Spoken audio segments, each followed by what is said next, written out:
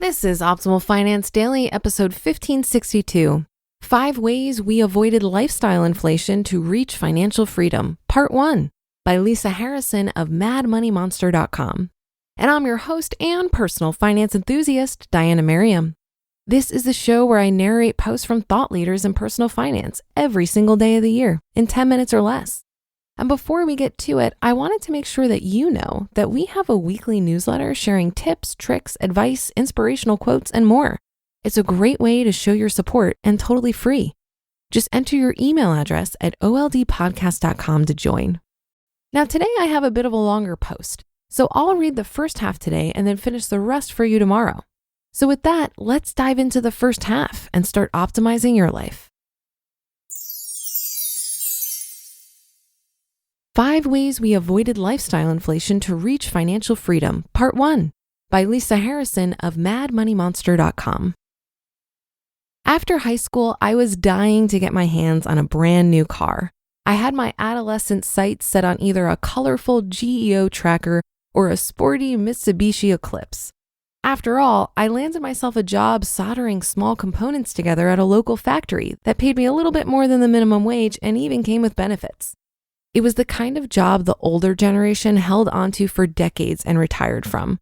I was young and didn't have much financial prowess in my arsenal. So there I was at 18 years old, having never heard of lifestyle inflation, yet falling victim to it. I bought the Eclipse. After payments, insurance, maintenance, and gas, I was left with less than half my take-home pay for everything else.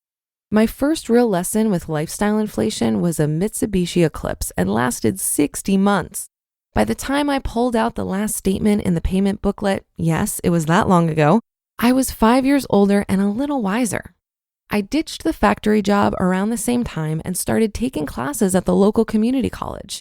Over the next decade, I met many people from all walks of life and tried to garner as much knowledge as possible from each one. What I realized during that chapter of my life was that it didn't necessarily matter how much money you made. What mattered most was how much money you saved. And avoiding lifestyle inflation was key to building wealth and reaching financial freedom. Lifestyle inflation won't get you to financial freedom. In our consumer-driven world, it's not surprising that lifestyle inflation happens to the best of us. We're constantly bombarded with targeted ads for stuff we should want. It's not practical to believe you'll always make the best decision for your money. But if you're smart about most of your money moves, you'll avoid exorbitant lifestyle inflation and be well on your way to financial freedom. I can't say I always avoided lifestyle inflation. I had many financial and emotional ups and downs throughout my adult life. My first taste of lifestyle inflation was that car, but it certainly wasn't my last. I also went through cycles of racking up credit card debt whenever I thought dinners out with friends and designer clothes were more important than making financially responsible decisions. Luckily for me, I've always been coachable and always had an interest in personal finance. To this day, I can remember the money mantras my mom would drill into my head over and over again while growing up. Here are some of her favorites. Every little bit helps. Pennies make dollars. Save as much as you can as often as you can. Always have your own money. Never depend on anyone else. Start saving for retirement as soon as you start working. There's nothing earth-shattering in those mantras, but as a child, it did make me think about money and how it related to my life. And although my mom and dad never built wealth, they always set an example of living within their means. So when my husband and I found ourselves in our 30s and 40s, succumbing to lifestyle inflation by trying to buy a home that was outside of our means, we were disappointed in ourselves and vowed to make big changes. Those changes started by nixing all lifestyle inflation traps, including the big house. So without further ado, here are the top 5 ways we reached financial freedom by avoiding lifestyle inflation. 5 ways we avoided lifestyle inflation. Number 1, we drove reasonable cars. Since I opened up with the ridiculous purchase of that pricey car, I figured I'd make this number 1 on the list. Aside from a few early mistakes in the automobile department, my husband and I have always driven reasonable cars.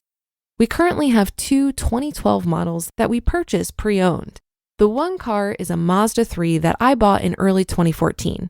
I took a low interest loan on it because I was still a single parent with a single income and couldn't afford to buy it outright. After meeting my now husband and making our money a priority, that car loan was one of the first things to go. Our other car is a BMW X5. Now, I know what you might be thinking. Why on earth would we have a luxury vehicle if we're so frugal and financially conscious? The answer is a ridiculous one. The answer is that I have wanted a BMW since I was in middle school. For some reason, that was the brand that got stuck in my head and associated with success. I blame the movies, but can't pinpoint the exact one. On some level, there's a hint of lifestyle inflation in that car, and that's okay, because after many years of good financial decisions, I treated myself and paid cash for it. The total cost was $16,800. That was the most money I've ever paid for a car in my life. And for comparison, I paid $14,000 for the Eclipse and financed it. Despite our 2012 luxury SUV, my husband and I have driven reasonable cars for the entirety of our marriage. And when we did have payments early in our relationship, they were reasonable too.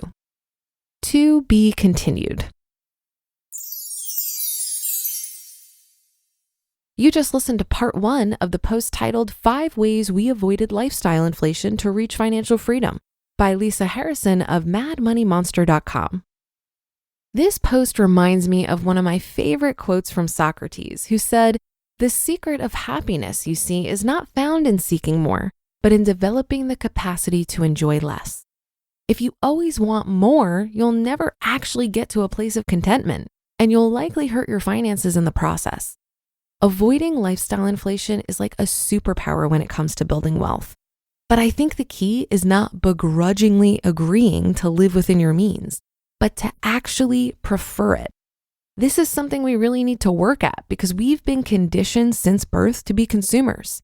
It really takes a shift in perspective to push back against our consumerist culture. And the way I do this is to recognize the abundance that surrounds me right now. I have a roof over my head, a car that gets me where I need to go, food in the fridge, clean water to drink, and a bed to sleep in. This is all cause for celebration. I read an article from Paula Pant back in episode 1371, where she reminds us of how good we really have it. She says, quote, "We sit in castles made comfortable by thermostats we control from our phones. We keep milk and meat in electric ice boxes known as refrigerators. We access safe, clean drinking water from a tap that we turn on with a simple flick of the finger.